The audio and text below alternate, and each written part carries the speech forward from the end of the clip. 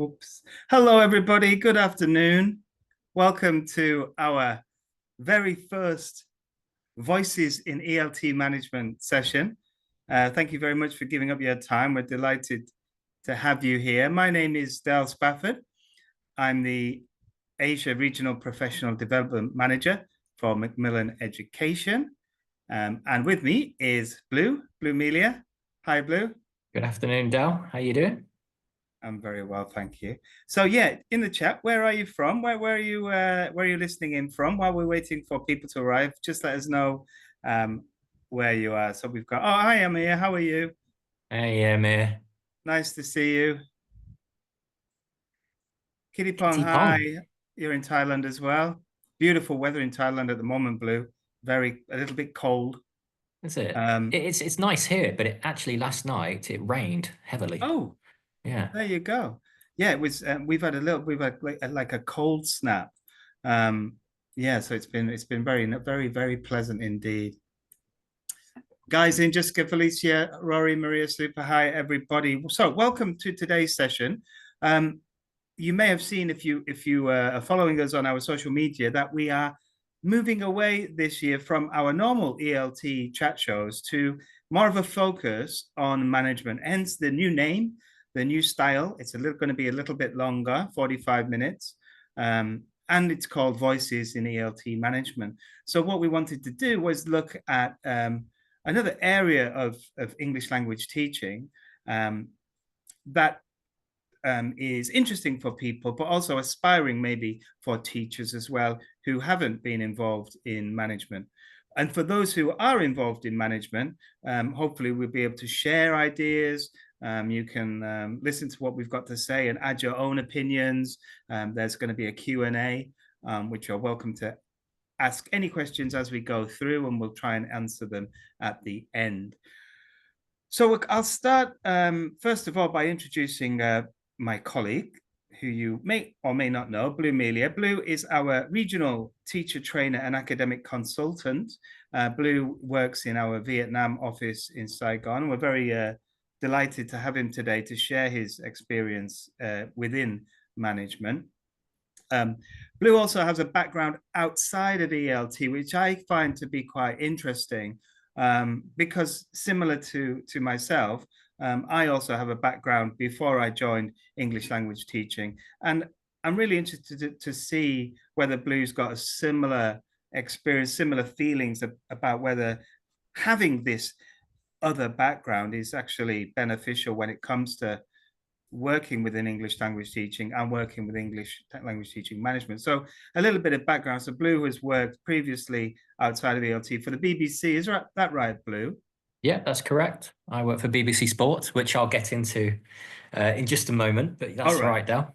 So no spoiler alerts. And then since then you've been working mainly in Vietnam, yeah? Very much so. Yeah. Okay, cool. All right. Well, what we're going to do today is we're going to look at a topic of professional development. So actually the topic is driving professional development for ELT practitioners. So I'm going to start just by asking a simple question, and feel free to answer the question yourself in the chat. So my question, Blue, just to get us started, is in your career, has professional development been mostly driven by you intrinsically as an individual, or has the organization that you work for sort of imposed it upon you? Where do you come down on this? Yeah, I think it's a good question because I think inherently, I'd like to think that a number of us, including myself, we like to improve in our job role. But there's always that difficulty of sort of balancing that PD side of things in getting better and actually doing the job itself at that time, in that moment in time. So it becomes difficult really to manage that, and it can really bypass you. So I like it personally, and I appreciate it as well as an employer or employee of a company, where the company themselves have a professional development program in place where you feel valued as a worker, as someone who represents that company, in order to also get better and improve personally as well. And what I find in the education industry is we really do lead the way, it seems, in terms of that element of professional development. I haven't worked in many places, you know, I've had long tenured roles in particular institutions.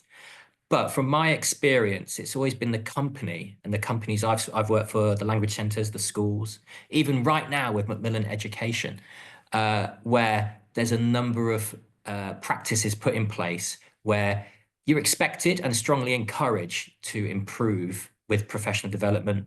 There's a way to keep track of that. There's incentives, which I think is important, but also the fact that you're valued in terms of improving in the role. So intrinsically, yeah, I like to think I do try and improve myself, but it's not always possible.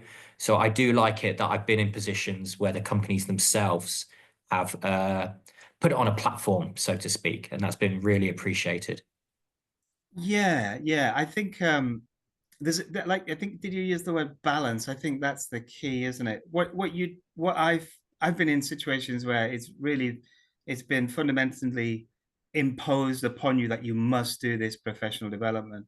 Um, and there's been occasions where that's been so I've always enjoyed professional development, so I haven't really worried about that being imposed upon me too much. But I've seen it in other colleagues, Yeah. particularly those who have got to a stage where maybe they've got like teachers who've got like a CELTA, then have got a diploma or a Delta, and then been told that they then need to continue to, and I think at some stage they just wanted to sit back and try and put into practice the professional development that they'd had previous, but it was just ongoing and continual pressure from the organization to keep doing that. And I think it's not a one size fits all approach, isn't it? I think that's where managers, um, good managers, know that who they're managing and what they need and when they need a push. What do you think about that? Yeah, yeah, and that's where the balance comes in, doesn't it? Because you don't want to feel like you're giving up all your free time for this, and you don't always want to feel like you're being made to do it, because then that sometimes it has the opposite effect, and you might drive people out the other way. Especially as you mentioned there, people might have been in roles for a long time with a number of certifications and experience, and they can maybe think, well, there's nothing more for me to learn. So it is that fine balance between realizing that you're valued in terms of improvement, but also not tied to do too much without incentive. I think Guy mentions a good point in the chat there that a number of, whilst he himself is driven, also he's recognized with incentives for his performance review. And I Yeah. think that's a nice balance as well when it is tied into some kind of incentive. Not always, but it's nice to know that there is that element there as well.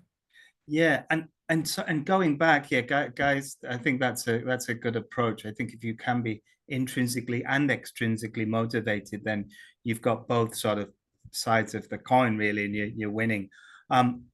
Going back to that teacher, however, that's got a CELTA, that's got a Delta, maybe even then gone on to get a master's, um, and has got a vast array of experience, can actually fall into a bit of a rut and therefore needs a bit of professional development to keep them at that level, to maintain that kind of desire. And I've seen it before where we've had teachers with a lot of experience, a lot of qualifications, but aren't really um, going anywhere because they feel like they've done everything when in fact there's a lot more that they could do. So I guess yeah, it's not, like I said, not one size fits all. For All right, sure. let's move on to a little bit about you. I'm really interested in about you and your journey, because when I talk to people who've been in ELT management, some have gone through like, a sort of a linear process, if you like, to get into management. But how did it happen for you? How did you become a manager? And when I say manager, often we don't use the term manager, right? In ELT, they're directors of studies, academic heads, um, you know, senior teachers, all these terms, but very rarely do we actually see the word manager. Have you been called a manager? And tell us about your story. Tell us about your journey. Yeah, yeah, and you're quite right there, nail on head, Del. Like I was managing, but in my title, I wasn't a manager. So, everyone, we're going to hop into a time machine right now, and I'm going to take you back to 2008. Here I am in the UK, and as Del mentioned earlier, I was working in journalism. So my background is in media and sports journalism. That was what my degree was in, and that's what I ventured into once I had completed university and graduated. So my passion is sport, and my degree is sports journalism. So I was working for the BBC for television news at the time. And whilst I really enjoyed the role, don't get me wrong, it was a great role, great way to learn and to be involved in something I felt passionate about. There were a number of things that sort of really griped at me. Number one, I was stuck in this office, okay, every day for many hours, often unsociable hours as well. And I thought, is this me? Is this what I'm going to do? Am I complete? And one day, I wasn't on a park bench, but it was a very cold day. I was reading the free newspaper, the Metro, which they hand out in London every single morning. And there was an advertisement for flights with AirAsia from the UK to Vietnam. And they were cheap, £200, about, Oh, that's $250. You couldn't fly for that today, trust me. And I thought to myself, I can do that. I can go to Asia. So I thought, I need to go and teach. I wanted to travel. I wanted to give teaching a go, an opportunity. So that's what I did. I completed my TESOL course and I flew over Vietnam to become a teacher. So this is about 2009 when this happened.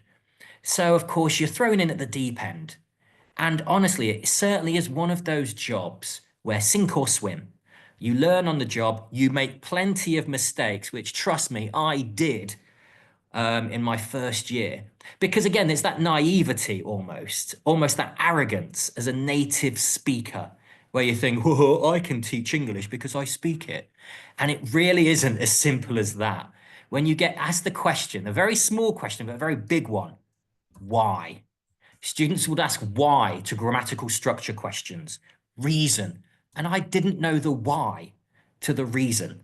And again, I was like, wow, I can speak English. I'm a good writer, but I can't teach it. So that first year was a real big opportunity for me, not just being employed as a teacher, but also learning myself. And I will forever be grateful for sort of being put in that environment when I had to learn, and also the professional development I did receive.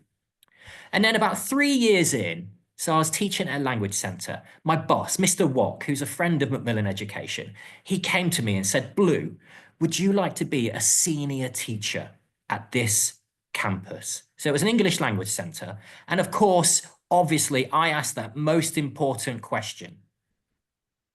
Will I get paid more? Well, actually, that was the second question I asked. The first question was, really? Do you think I can do that? Do you think I can be in control of managing others?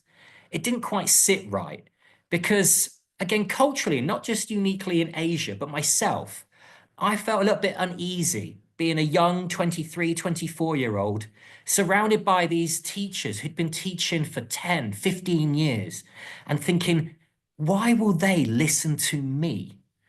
And again, it was really one of those where I had to get over myself and just have a little bit of belief in my own ability and the fact I was being approached and invited to do this role in the first place. And you know what? I did it. I held workshops for my fellow teachers, my peers, my co-workers, and it went well. And the most important part is I really enjoyed it. And it made me realize that outside of the classroom, that I actually had a new passion, and that was teacher training, which of course has led me right here, talking to you guys right now, representing Macmillan Education. So in itself, I was being developed to then manage teachers. And in that role, which I'm sure Del and I will dive into in a moment, a number of different things where I had to manage teachers. And ultimately, it led to my peers going, you know what? Yeah, they always believed in me. You did a good job, Blue. And just getting that sort of gratification was really nice. And like I say, that's led me right here today to where I'm no longer managing teachers like I was in the past whilst at the language centre, but in a position where I do go out and do training, professional development sessions specifically for teachers. So Del, that's my journey in a nutshell. Thank you very much. Yeah, I'm Yeah, sure and I'll invite the questions. an interesting journey. Yeah, if anybody's got any questions to Blue about his journey, and please pop them into the chat. Just one thing before we talk though. I've asked the question if anybody else is having problems seeing Blue. Guy's having some problems. He's got a black screen. Oh, sorry, Guy. All right. How was it for everyone else? I think it's okay for everybody else. So we'll let Guy try and organize that I'll send himself. it to you, Guy. Yeah.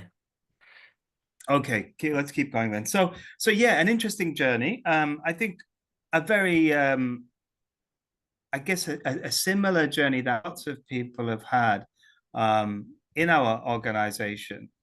Oh, sorry, in the field of English language teaching is that often we fall into these jobs, but then I think a lot of people who do then want to make it a career, follow that professional development path. And I'm wondering if that's why there are so many opportunities for professional development, because it's actually really needed. It's particularly in those early stages, because there are so many of us that have done other things beforehand, and as I said, sort of accidentally get into this kind of job. So maybe that's one of the reasons why. I don't know, but it certainly seems to be much more prominent in ELT than any other career or any job that I've worked in and any of my family have worked in. We talk about it a lot. You just need to go to any sort of major ELT organization, and one of the things you'll see is massively is professional development. So I guess I'm interested now in your thoughts on professional development and managing teachers within that and trying to get them involved. Now, John has asked a question, which I think we can ask at the end, but it's a really good question. I'll just put this into your head. He says, how do you motivate somebody to do PD when the industry is mainly a dead end for teachers with no upward mobility? So it's a very good question, and I'll leave that in the back. We can come to that later on if we've got some ideas for that. Sure. Again, Amir's got a similar question Amir, there. yeah, very similar question there. So maybe we'll answer it as we go through the questions that I've got for you, actually. Yeah, and I think a very your journey is different to mine in so much as you were given the opportunity by somebody who recognized your talents, Mr. Walk, right? So he saw that you had this ability and these skills, and then tapped you on the shoulder, if you like, and promoted you. And I think that's a really nice way of and a good way of promoting someone, giving them opportunities, because it recognizes that hard work that you've been putting in. In the organization I worked prior to Macmillan, it was always about applying for positions, and even you may have been, and this happened on many occasions, you may have been the best candidate for the job. However, you didn't interview as well as another candidate, and then didn't get the position as a result, even though you were the most suitable. So sometimes, you can be rewarded through being good at interviews, and sometimes you can be rewarded by the skills that you bring to the job. And I think, again, there's a balance between the two. I think there needs to be, for sure. So I've got some questions for you about today's topic. And I guess the first question, and without going into the chat just yet, but the first question for you is, why is professional development crucial for ELT practitioners in today's, it's rapidly changing all the time, our landscape, particularly the last few years. So why is it crucial? I feel like you've just answered the question there, Del. It's rapidly changing. So as we've alluded to, as you've mentioned, Del, within education, maybe there is a need for all this professional development and management because it is rapidly changing. And also you've got people coming in from different segues, different avenues into teaching. It might not been their traditional degree of education for 4 years, primary education, secondary education. There's a number of ways to get into education, to be a teacher, whatever field it might be. and whatever subject you might want to wish and then go teach. So that in itself lends itself to, whilst you're going to be doing the job, there's also a lot more to learn. And the fact that it's rapidly changing. I don't like to use the word trends because that almost makes it out that things are here but not to stay. But the way that people educate, the way we educate, think about technology. You mentioned about the last few years, how it's rapidly changed with hybrid models.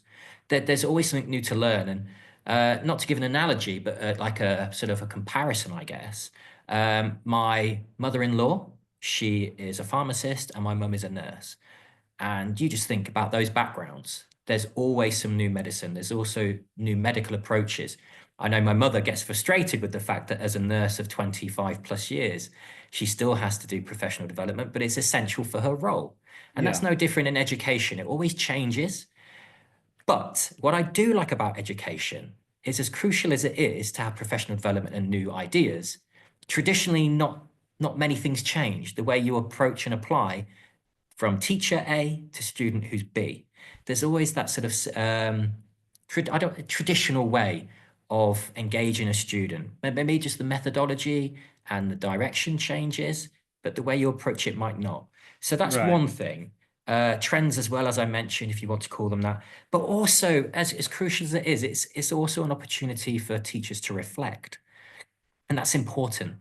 We always talk about, again, internally at these different institutions and schools and language centres, there might be boxes to check and things to sort of achieve. But also with this professional development, it has a opportunity for teachers to reflect on their own performance and share ideas and a number of different factors. So it is crucial. It always will be. It's just about how it's implemented. Right. Yeah, and I like what Amir says in the chat as well. Like the things are changing. The sort of field of education changes. You know, but also the students can change as well. Like and the things that they're interested in, the platforms that they're using. You know, it's very quick. Their attention um to tasks as well. It seems to be getting shorter. I haven't seen any studies about that, but it just feels that way. So we always need to adapt and be flexible with our teaching. I think that's where professional development comes in for me as well. For sure. Um, so if you're thinking about managing teachers and um, being the person in charge of their professional development, whether that be imposing a certain amount that they have to do or actually prescribing what they need to do. How would you go about identifying this? So you imagine you have a group of teachers in a teacher's room. How do you know what their needs are, and how to go about implementing that? A collaborative effort. So as a manager, or again, not a manager, but someone in a position where they had to manage. So I was a senior teacher. And so I had to hold a number of workshops, but I wouldn't just go and randomly and pick a workshop and go do that one. Again, it's all about collaboration and making sure that they feel like they're part of their learning journey. So you try to find their pain points. And how do you do this? Well, I would have drop-in sessions into classrooms myself, just for 5 minutes, casually walk in. They're fully aware that this was going to happen, just to see what was going on, in and out, 5 minutes, nothing for them to worry about, but more so them coming to me and going, you know what, Blue, I'm having issues with this. I'm having trouble with that. What are your pain points? Setting up a suggestion box in the teacher's room for future workshop ideas. So they themselves identify the pain points, not just you on your own. It was my role, but it's not really, in the sense that they know, if they reflect, what they could improve upon. And Yeah. with that knowledge and almost like responsibility, they're happy to come forward and suggest ideas. But also, what was nice is the way you can sort of not manipulate, but almost change these workshops and training sessions into something different, something collaborative. So I used to hold a number of sharing sessions where, again, I would be conducting the whole thing, coordinating it, but really it's a platform for everybody to share different ideas and different pain points that they might be experiencing. And through that, you can sort of nurture and develop and get all these teachers sharing their ideas, their suggestions, their games. And you become more of a facilitator, more so than that word manager. And that's really nice when you can see that organically happen, when you've got a group of teachers that really buy into that idea. And after 4, 5, Yeah. 6 months, it just becomes a regular bi-weekly thing. And I think that's really cool to see, and something that I strongly encourage everybody to try and do. Yeah, there's a comment. Adalgo in the chat has put observation first, random questioning can help. Yeah, I Mm. mean, the observations are a great tool, aren't they? Particularly if you've got someone who's willing to be honest and open about, what's happened in the observation. Sometimes observations are, they're one-off events and they don't reflect everything that happens throughout a term. But I think if you've got that willingness to discuss, and then you can gain so much from that, because also like peer observations. But for me, peer observations, they're great, but often they for some reason they just don't. The program doesn't seem to ever work because of people's timetables and this kind of thing. But they are definitely beneficial. And also, actually, observing other people teach your class can give you lots of techniques, and implementing a system like that can help. There was something in the chat, but it seems to have disappeared, which was about not every teacher wants to aspire to become a manager. And I think this is important too. And by finding out, getting to know your teachers and finding out what they are aspiring to is really important, I think, as well. So if they are aspiring to be a manager, then maybe they want a different kind of professional development that you would get from just being good at teaching, right? Um, so if it's a flat structure, as was mentioned, we need to be aware of how teachers can maybe break through that flat structure, and put themselves into positions of coordination, or and then into sort of management and leadership positions through that. So it's worth thinking about what the aspirations and desires of the teachers are, because they're going to be different as um, their challenges in the classrooms will be different as well. So that's another way of looking at it, I think. So let me ask another question before we go on to the ask the audience, and then we've got the lightning round. So I'm going to ask you about your experience here. So can you share an example with everybody of a program of professional development, let's say, or something within professional development that has led to a noticeable improvement in your practice?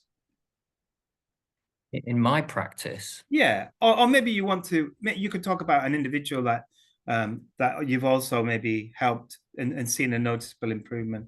Up to yeah. you. So I mentioned earlier about reflection, and one approach which I really felt worked well within my faculty and my team at the Language Centre was that opportunity, again, for them to have the first opportunity to reflect. So after an observation had taken place, it wouldn't be a case of, I'll be waiting for you in the teacher's room in 10 minutes.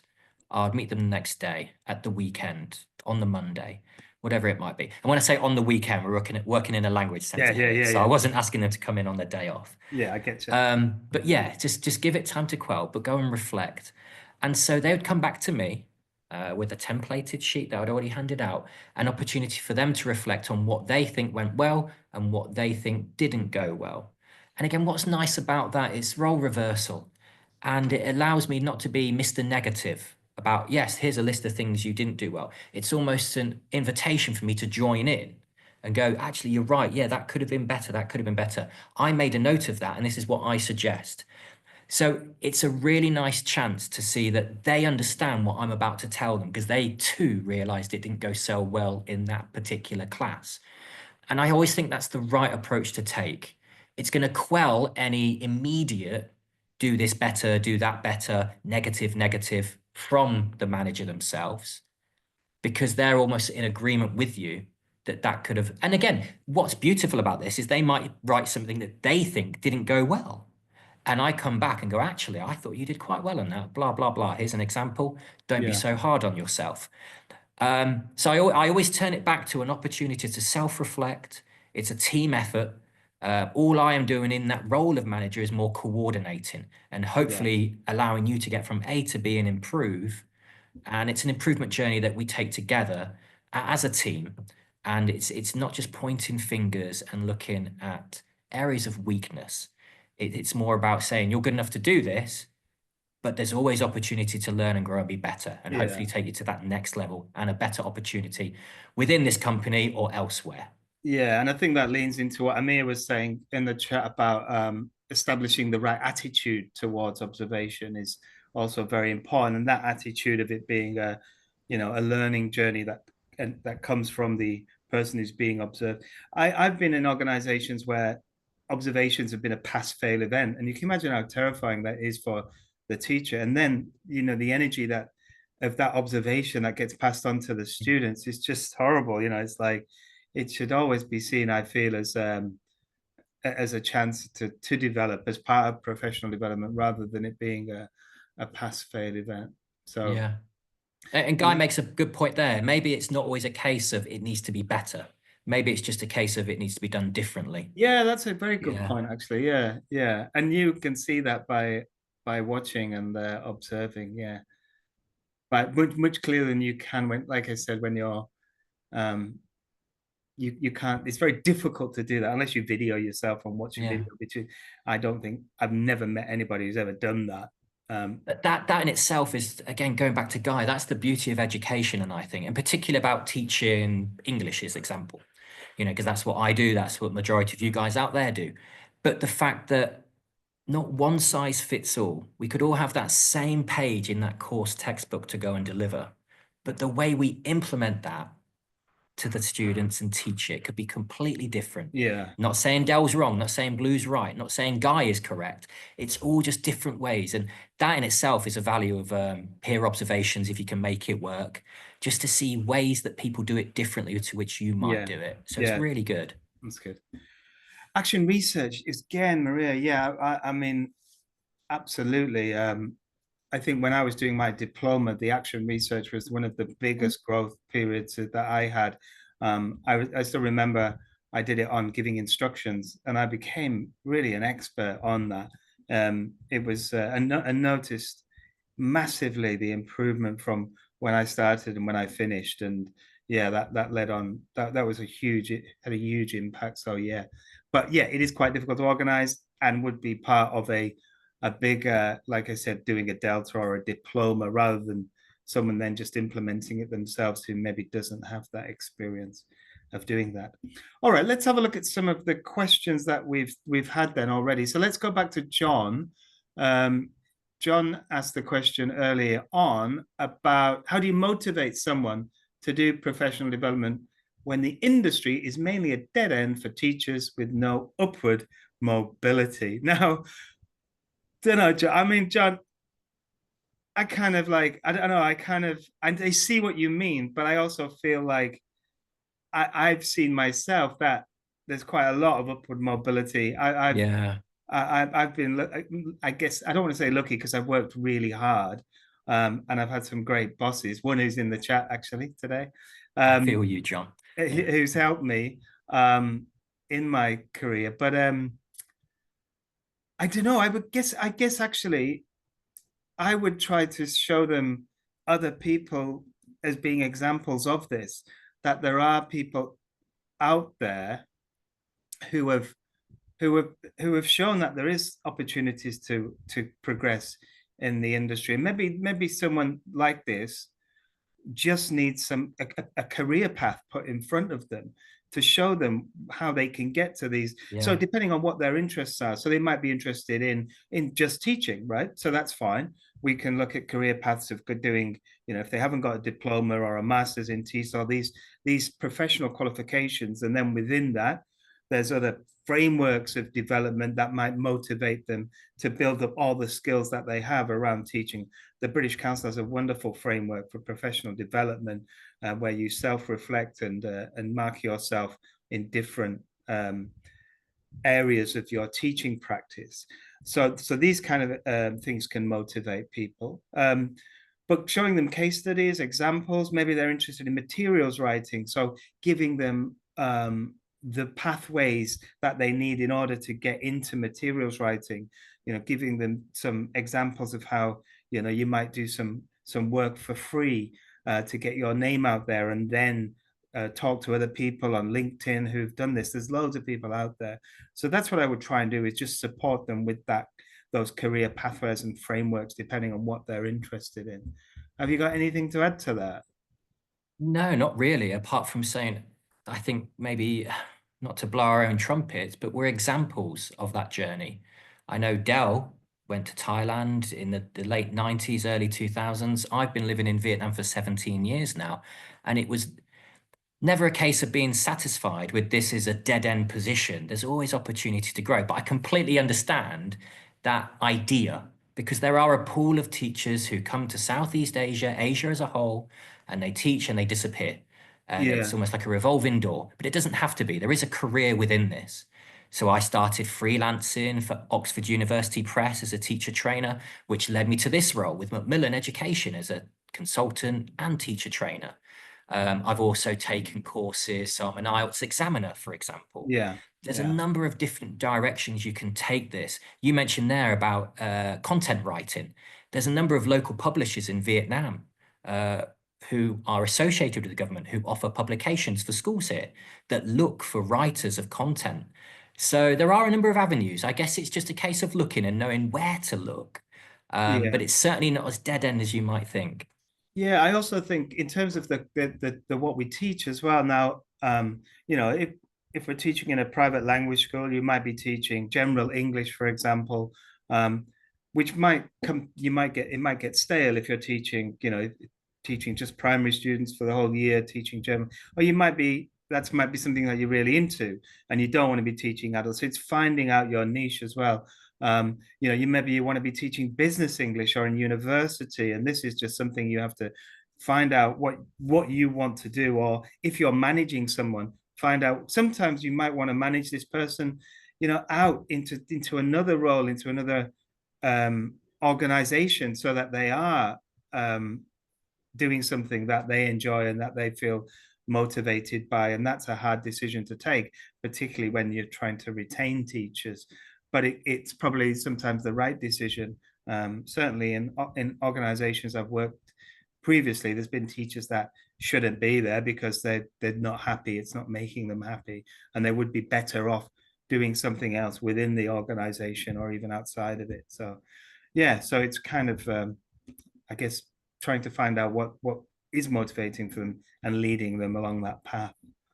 Another question from Kitty Pong was, can you please explain the difference between professional development and career advancement? Thank you very much. So for So me, go on. sorry, Dale, go No, no, ahead. you go first. Go on. For me personally, I look at those two phrases and I think one hopefully will lead to the other. Hmm. I feel with all that PD, self-improvement, improvement from the company themselves, value in you, hopefully that in itself will lead to career advancement with different opportunities. Now you've been trained better. Now you've improved in that particular area. So I'd like to think one lends itself to the other. Yeah, I think I'd second that. I don't have really anything to add to that. The one thing I would say, that if you're not interested in career development, that's fine. You can still obviously continue to develop professionally. And one thing we haven't really mentioned, however, which I guess is another question that is, I'll just check if that was a question, Rish, that we've had. Okay, Maria. Yeah, again, I think that's what I'm touching on now. That it doesn't need to be linked to career advancement. It could be, and it should be actually. And we haven't mentioned this, and that's what I'm going to get to. Great question, because I'm going to answer it. Hopefully, I think CPD should always be linked to student outcomes. So you can only. There we go. Perfect. It's like we're on. It's like we're in the same room, Maria. Not in the same room as me. No. Okay. So it should always be linked to student outcomes in some way. So they shouldn't be, obviously, hopefully they're not going to be separate, because the better you become, hopefully the student outcomes will also improve. But I guess measuring that is the key. And how do you measure that is probably a good question for a future session. Also, I really like what you said about action research. I think that could be another session that we could deliver on, how to implement action research. I know it's not new, it's not a new thing, but certainly for teachers who may be new to action research, it could be quite a useful thing to look at. All right, well, I'm going to finish with 3 questions, and we call this is our new segment, and it's called, let me just share my screen. It's called the lightning round. There we go. Nice AI generated lightning round. So in this last 5 minutes, I'm going to ask Blue 3 questions that he's going to answer for you. And we'll at the end of every one of these voices in ELT management, we'll have the same 3 questions that we'll be asking our participants, our interviewees. So the first question, Blue, are you ready? Sure. What is the best advice you've ever received as an ELT manager? I'm gonna have to slightly change that because I didn't actually receive it as an ELT manager, Okay. but I implemented it as an ELT manager. And that was when I was working in journalism. It was listen more than you speak. So you can obviously get the gist of it, but basically shut up, listen, and then come back with what you've got, which will be worth a lot more in value than if you just, you think about some of the worst interviews I've ever seen is where the person conducting the interview is actually talking more than the person giving the answer. So that was a bit of advice, which I actually translated into my role, into my management sort of structure and role as a lead teacher, as a senior teacher, where I think I've mentioned it a number of times just in this 42 minutes, reflection, self-reflection. We're in this together, but I'm going to listen to you before I then feed back. So I thought that was really nice. Listen more than you speak. Sorry, what was that? I didn't quite cut. No, I'm just joking. There you go. We've got 2 ears and 1 mouth for a reason, right? So yeah, so that's good answer. Okay, next question. Question number 2. What's a book or a podcast or a resource that has inspired you recently?